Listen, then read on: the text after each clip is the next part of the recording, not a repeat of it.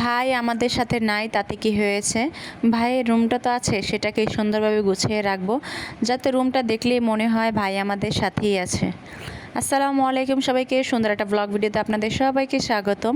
যারা যারা এখনও আমার চ্যানেলটি সাবস্ক্রাইব করে দেন নাই, অবশ্যই আমার চ্যানেলটা সাবস্ক্রাইব করে দিবেন এবং ভিডিও ভালো লাগলে অবশ্যই লাইক, কমেন্ট এবং শেয়ার করে দিয়ে আমার পাশে থাকবেন।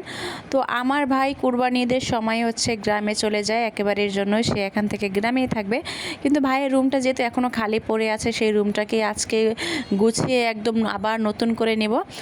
তো আজকে সারাদিন কি করি সব কিছু থাকছে এই ভিডিওতে। আজকে একদম সকালবেলায় ঘুম থেকে উঠে আমি রান্না করে ফেলি। এখানে ছিল চিংড়ি মাছ দিয়ে শাক ভাজি এবং ছিল একটা ভর্তা।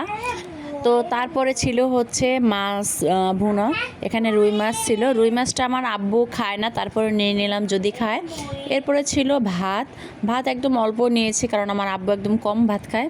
এখন এগুলো নিয়ে চলে যাব আমার মায়ের বাসায়। আমার বাসা থেকে আমার মায়ের বাসাটা একদমই কাছে। আর বাসায় যেহেতু আমার আব্বু একাই আছে, তো আব্বুর জন্য আমি রান্না করে খাবার নিয়ে যাচ্ছি। তো এই আমার ভাইয়ের রুমটা। এখন এই রুমটাকে একদম সুন্দরভাবে পরিপাটি করে গুছিয়ে নেব।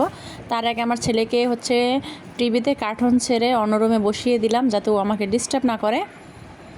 তো প্রথমেই রুমের চারপাশটা একদম সুন্দরভাবে পরিষ্কার করে নিয়েছি, কারণ মাকড়সার বাসার কারণে একদম রুমে ময়লা হয়ে গেছে।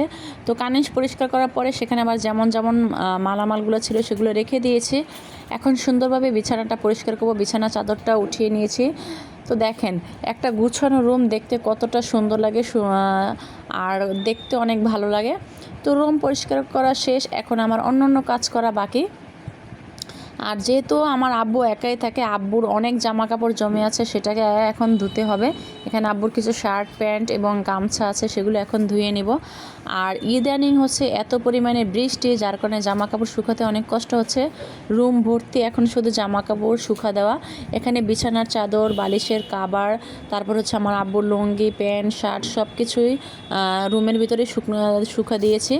আর এই যে এখানে ছিল দরজার পর্দা, যেগুলো এখন আমি নামিয়ে রেখেছি ভিজানোর জন্য।